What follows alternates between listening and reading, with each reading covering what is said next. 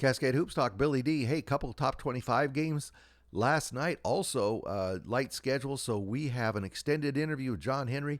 He's the head men's basketball coach, William Penn, Statesmen. You're going to enjoy that. Buckle up. Cascade Hoops Talk starts right now.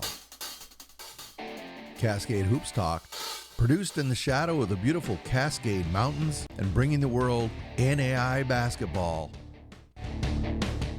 One podcast at a time. Most teams are playing non-conference games this week. Those that play, there are a few conference games, I think, on Wednesday, but when we get there, we'll get there. Tonight, really light schedule. That's why we decided to bring you the John Henry interview. It's a little longer than normal. It'd be hard to fit into a busy night. Great conversation. I'll stick around for that. We'll get to that in just one moment. Indiana Wesleyan, though, they were out in Arizona now. They played Park Gilbert, 82-75. Way closer game than anybody expected. A great effort by Park Gilbert, but Indiana Wesleyan comes away victorious. Cademan Bontrager just had an unbelievable night. He laid down a 30 spot, 31 points, 13 rebounds, a double-double. And Isaac Andrews, 15 points, 2 rebounds. But what a performance by Bontrager. So Indiana Wesleyan goes to 10-2. You got to remember that East-West game was a forfeit, gave them another wins. Anyway, they're 10-2, and they will be playing Arizona Christian, I think at 2 p.m. I believe that's Mountain Time, so Arizona Christian time. Double check it. But it's an afternoon game nonetheless. That's going to be a monster matchup between those two. Look forward to that. Also, Georgetown in action last night. They played Wright State Lake Campus. They beat them 107-59. This one was a real squeaker. Isaiah Mason, 19 points, 4 steals. Aiden Eichen, he had 16 points, 8 rebounds. So the Georgetown Tigers, they go to 11-3. I'm looking at that December 30th. I'm trying to remember if that's still in semester. I don't think it is. But anyway, they play again on December 30th. They play Union Commonwealth, and I'm not sure where that game is. It doesn't say. Anyway, they play Union next, and right now they're 11-3. Okay, that's all the top 25 action. No other really key games last night. So let's just jump right to this interview with John Henry. As you know, the Statesmen have been down a couple years. They just perennially were just powerhouses in the heart. And, this is the way cycles go in programs, up and down. Coach Henry's been at this a long time. You knew he'd bring them back. He reminded me they're not all the way back, but they're up there near the top of the heart now, making some noise. I think they're 4-2 in conference. I believe 8-3 or 9-3 overall, but they're having actually a pretty good season. They're playing pretty good basketball. I'll shut up and let's take a listen to John Henry. He's the head men's basketball coach, William Penn, Statesmen. Cascade Hoops Talk, Billy D. Hey, I got John Henry on the line. He's the head men's basketball coach at William Penn. Thank you, Coach, for being on. Oh, thanks for having me. Coach, you and I were just talking. I got a hold of you. I've been watching the Heart pretty close, and I just see you inching up and inching up. I thought that the Baker game was a real opportunity for you to move up within striking distance, and you were able to get that win on Saturday. Just talk about where the program is and how you got through that struggle period to where now you're playing pretty good basketball. Yeah, and we are playing pretty good basketball right now, and we have one game left to get to the holiday break. Yep. We've got a neutral site game coming up on Thursday in Milwaukee at Pfizer Arena. Pretty cool experience for our kids. Going to play Rochester Christian, a very formidable, really having a really good year. And that'll be fun for us, and then we'll head home for Christmas for a little while. But, yeah, we have 4-2 in the Heart. 9-3 overall. Got off to a good start. Dropped our first two first two Heart games at Benedictine and at Central Methodist. So a little PTSD set in over the last 2 years. We haven't been all that great. Definitely not up to our William Penn standards of the last 15, 16 years. But, it's good to get off to a good start here. We've got a good group, a group that we really enjoy working with, and got some nice players and some nice pieces. And so far, they've worked together really well. Like I said, those were two very tough games on the road, where we really lost 3 in a row. We played at Northwestern on a Tuesday night, and historically, we can get into that in a minute, but that was wild.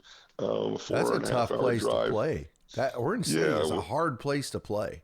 Yeah, and they've got 2 amazing players that did something I didn't think was possible. They combined for 96 points. It was crazy. And then we got to turn around. It was Tuesday, Saturday, Wednesday. We went 3 hours away, 3 hour plus away for all 3 games, and lost that Northwestern game where we were up 15 at one point, and then lost 2 heartbreakers in the final possessions to those other 2. So then we had to regroup, because for me, like I said, the PTSD hit in, and I was, like, oh, here we go again. The last 2 years have been rough, but they gathered, the kids gathered, the staff gathered, and we've been able to put together some wins here in a row to get to 4-2 in the league, win 4 in a row, and 9-3 overall, and it's been fun. This year's been fun so far. As you went through that couple of years, and you were, you've been at this a long time. You were saying, okay, to yourself, what do we got to do to right the ship, however you want to say it. What were the key things in your mind that you felt had to be done to get back where you should be? We just had to stick with the basics and stick with what had made us successful. We've all got excuses and reasons, for why we fail or why we're successful. And I just wanted to get back to basics, in recruiting as well. And, I don't want to get into, huge reasons to why we had been not so successful. I mean, we had won the Heart of America 4 years in a row, and then we had won the conference tournament 4 years in a row. And then the last 2 years, we hadn't even made the conference tournament. So that was a big drop off. We had some staff turnover. That would be a lot of it. And then we made some mistakes in recruiting, to where, we were pretty confident that we were getting, a player that wasn't the player we thought they were. And then just a lot of things happened, some discipline issues, some injuries, all sorts of things. But bottom line, we just didn't make plays. The ball didn't go in the basket. Yeah. We weren't as detailed as we should have been. I mean, all the things that us coaches talk about, it just seemed like everything went wrong. And, when it comes down to it, that's on me as the head coach. When a program is failing to win games, it's on me. And, I had to regroup myself and reboot myself and reinvent myself. And I've always prided myself on one of my better qualities is my hiring process and surrounding myself with excellent assistant coaches. And we've done that. Coach Rufus Williams was my assistant coach through all that. His first year here, we went 30-5. So I know that he's good, but he was with me through those 2 rough years, and we're not all the way back. I appreciate you treating me and bringing me on here today and talking to me as if we're some powerhouse again. We're not that, and I have enough experience to know that. I mean, I know what it looks like to be a top 5 in the country team several times, but we're not that. But we are pretty. I like this team. We would be a tough out for somebody, and everything's got to continue to go our way though, and continue to bounce the right way, and continue to work the right way. And the kids so far have really worked hard and really gelled, and we've got some nice players and all that. So, I mean, I could go on and on and on, but I'm sure you got a time limit here. So, I don't want anybody to feel sorry for what happened to us. Right. A lot of that, philosophically and coaches clinic wise, I didn't adapt well to the ways of the world, the transfer portal and all that sort of thing, kids leaving and going. I'll be the first to admit I didn't adapt to kids saying, Coach, I like it here. I like what we got going here, but I want to see what's out there. I took it as, you don't want to be here, well, get out then. Yeah. Whereas, you can, I mean, there's a lot of different philosophies, but I was just like, all right, you want to see what else is out there? Well, then go, and you can't come back, and now it's just so prevalent. Every single player wants to see, what else is available, and that's just how it is now. Yeah. I mean, we've all got to kind of embrace the grace period in the spring of everybody's going to shop themselves and shake up like a handful of dice, shake up your dice, roll them, and see what, if your number's 3, how many of them roll 3 and you put back in the box. I hate it, but that's how it is. I'm an old school guy. You kind of had to readjust that, and I didn't do a very good job of the entire flip of the switch of that process. So, not that I'll ever get used to that, but my philosophy is definitely changing and adapting to that.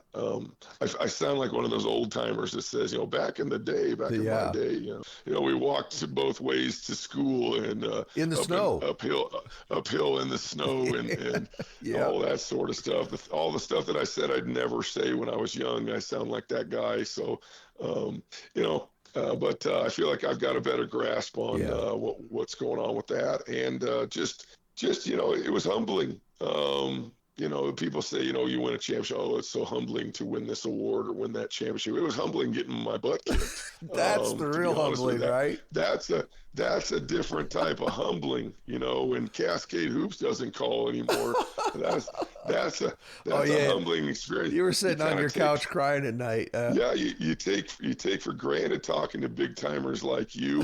And then you realize that when you're 6 and 22 or 11 and 17, you're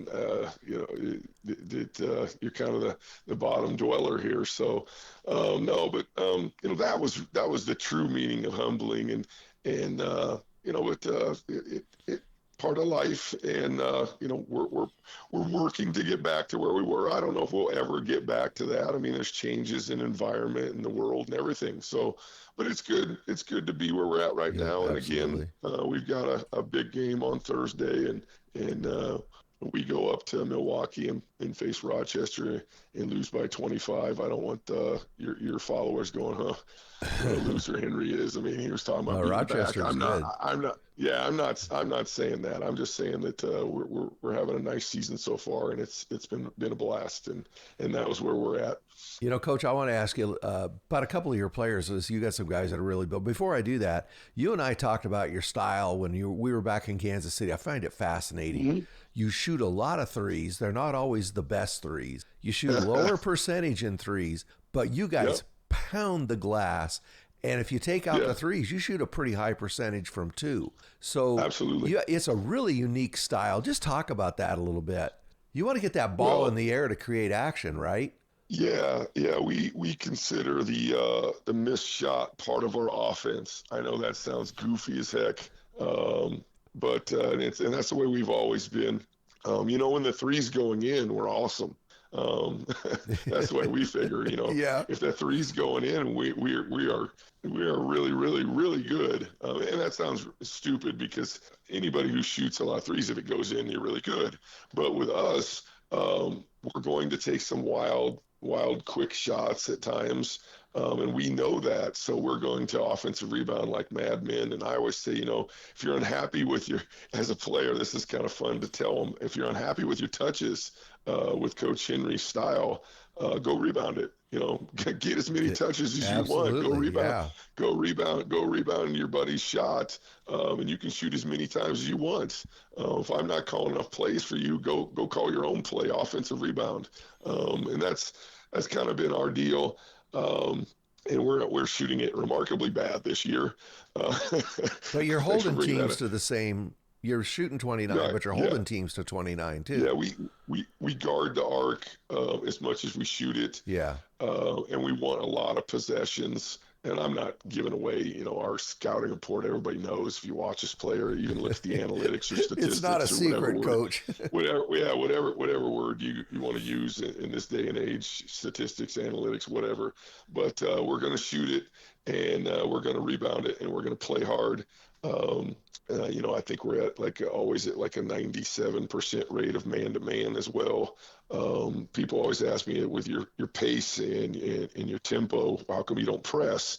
Well, that's because, it changes our tempo offensively if we set up in a press, and I can go round and round and X and O to death. If me and you were in a living room and we had a slick board, I could tell you that, but it would take too long. But no, we don't press, but it is a run and gun type of style. Way back, we kind of stole partly Loyola Marymount from the Hank Gathers days way back. Westhead was the coach, and Grinnell College here in Iowa. Oh yeah, I remember some of that. And there's a rhythm and a rhyme to it. We get out, and the first shot we're looking for is that three, and then we take it from there. Defensively, we like to get after it, and we like to rebound. We say rebounding and defense are a choice. The ball going in, on some nights it does, and some nights it doesn't, but we're going to rebound it. So, yeah. You have a kind of a unique team for this season. Your starters are all juniors, and I think you have one or two seniors starting as well. Most everybody in the country is just really young, it seems. That's a little bit of an advantage. You went pretty heavy into the JC to recruit. But you got some guys that are really performing. I'm going to mess up his name. How do you say Sheriff?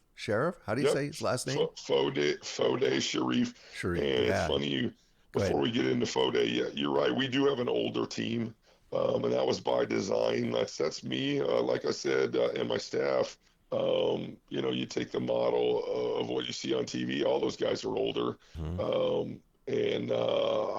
Like I said, when I admitted that I didn't adapt well to the changes, I had younger players that all left for Division I's, Division II's, other programs. It just so worked out the way that we wanted, that we do have an older team. And Fode Sharif is one heck of a player, one that we were extremely surprised that we ended up getting, honestly. He was the Junior College Division III Player of the Year, and he can go, and he fits what we do perfectly. He doesn't shoot the three well, as you mentioned, but occasionally it does go in, making him a weapon. But he rebounds the heck out of it. He's a big-bodied guard. Can play some 1 through 5 in different capacities. Just a big specimen, kind of out of the realm of prototypical old school William Penn body and skill set. But man, he can, even when he's not playing well, you look at the stat sheet and he's got 15-7. When he's playing well, you never know what he's going to end up statistically. But it starts with Fode, and it's Fode Sharif. I get that every game. The little old guy at the scores table always wants to know how to pronounce it. And a lot of times he just goes as Sheriff, and he just he goes with it. So, but we've got a crazy array of names on this team. I will say that. If you go down our roster, which I'm pretty sure you will here in a second, you've got some crazy names. Yeah. Donovan Rodriguez, he's another guy. He started every game for you. He doesn't quite rebound as well as Fode. He only gets about 4 a game. Fode's getting 9 a game, but he's scoring a lot. He gives you a lot of minutes, and he's another junior. He's a transfer. Talk about Donovan a little bit. Donovan is one of our big-time leaders, and he is a shooter. I know his percentages and maybe his numbers don't tell it, but if you really looked at his individual box score, there are games where he really shoots the crap out of it. And we ask him to shoot a high volume of threes, and sometimes they're off balance or even crazy ones, because like I said before, it's part of what we do. So, one of his jobs is to get off a lot of threes. I think in our last game, I don't have it in front of me, but I think he had 25 points, and he had 1 mate, 2. Gets the free throw line a lot. He's a Philadelphia kid, so he's tough. We actually had him last year. He was on the shelf. I redshirted him the whole year. And, we went 11-17. If we have Donovan Rodriguez, that's maybe, he the way he plays within our system, it might be a 2 or 3 different game swing. But Donovan's a great player for us. Two-way player, not as athletic as some people might think in our system. He's not an above the rim guy, and he's kind of a set shot 3-point shooter. Not crazy athletic, but man, he can play. And when he really gets hot, he gets it going. I'm really proud of him that he's added kind of a floor game. And he's brought some leadership. And I think a lot of that was being here last year and seeing me so depressed. Yep. So he and I get along really well too. So, he understands what we're trying to do, and he understands, that we are trying to have kind of a rebirth or a reboot, and he's enjoying being a part of it. And I really appreciate that. You play a ton of guys, don't you? You have 4 guys. I always have. You've had 4 guys been consistent starters. Bullware started most of the other games, but man, Bullware, Davion Bullware. I never call him Davion because he goes by Bone, and he's a guy. Probably our best overall person, and. The old school coach me says, if you start with how good of a kid the guy is, he's really not that good a player.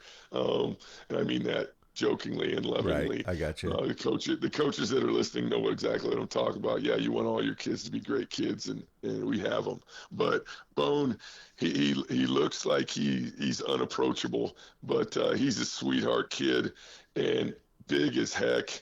Not the 6'8", 6'9". He's about 6'5", 6'6", jumps out the gym, shoots it a little bit. Just the biggest, strongest guy we've ever had in our program. We only had one other guy that could lift like this. As a matter of fact, our football team just went to the Elite Eight in the national playoffs. Yes. Our strength coach thinks that Bone is the strongest man on our campus, and that includes the offense and defensive linemen. Holy cow. From our ranked football team.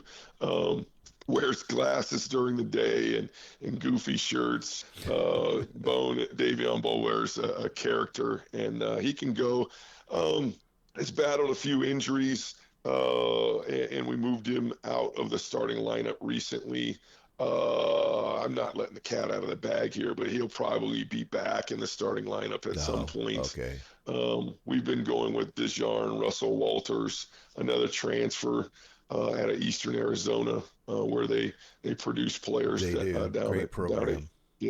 Great program. And he wasn't a guy who was playing all that much there, but like Hutchinson or Indian Hills or any of the Chipola, all the big time junior colleges. If you watch film on who's playing ahead of these guys, that he's a pretty good player. Kind of a Swiss Army knife, DeJarn is.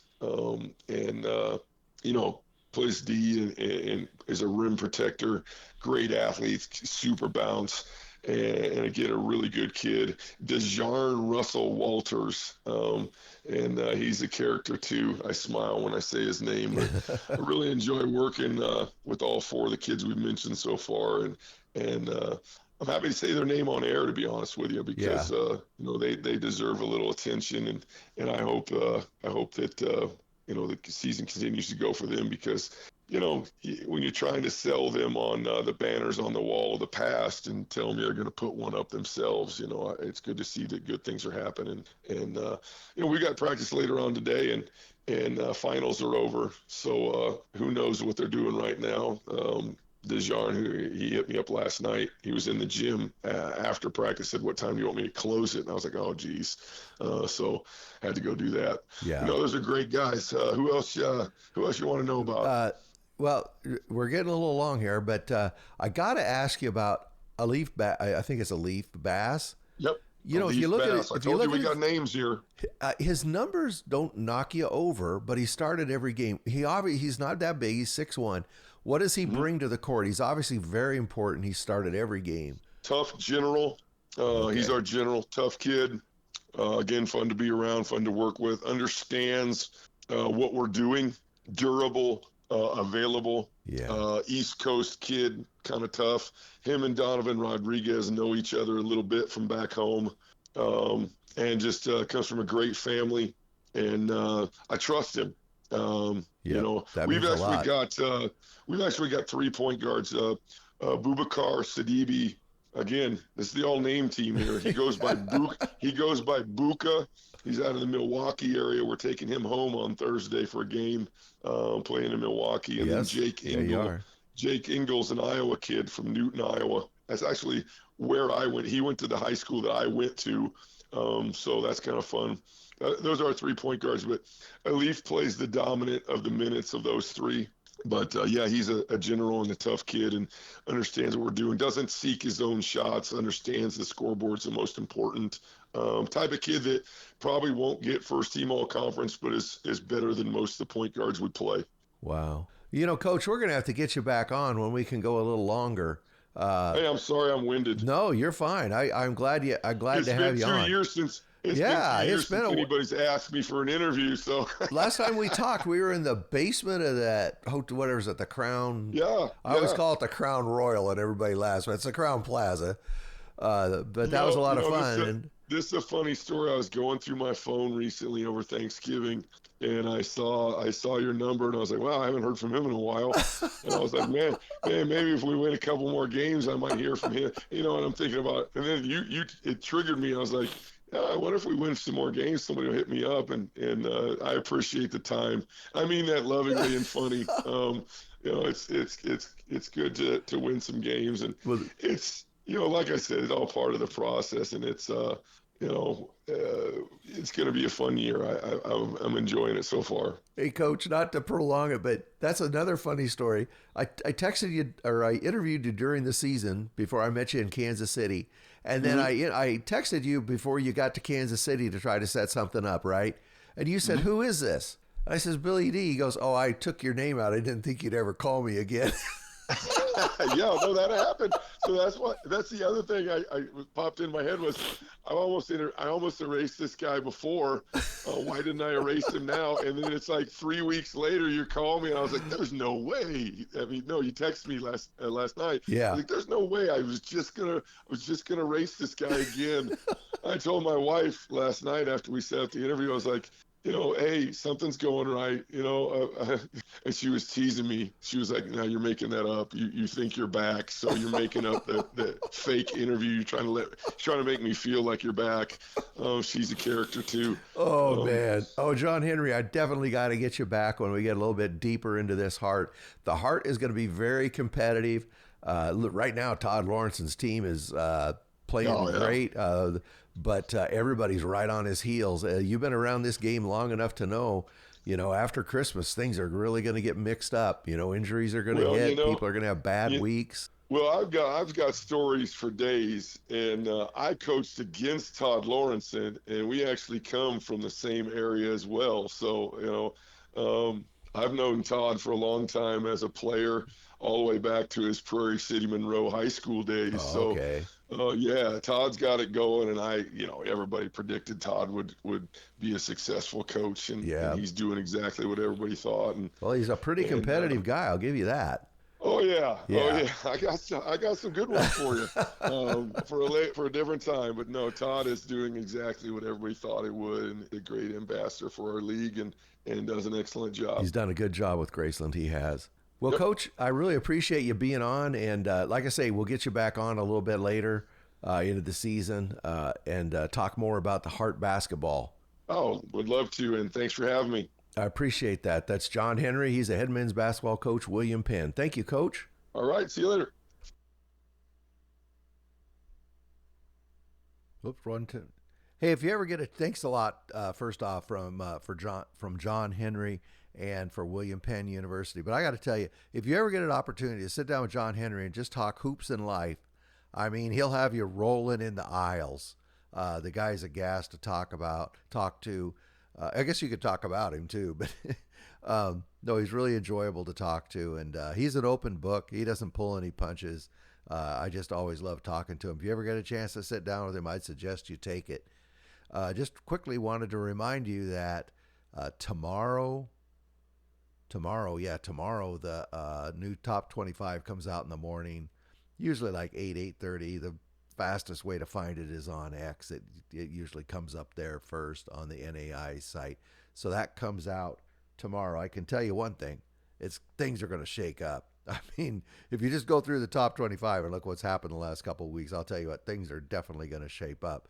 Well, that's what I have for today. Tomorrow, join us. We have Adam Hepker. He's the head men's basketball coach, Mid-America Nazarene. They are the pioneers. Another fun guy to talk to. And we'll see you tomorrow. Thank you very much for supporting our podcast. Please like and subscribe. Get out to your local NAIA school, because NAIA basketball is the best entertainment value in America.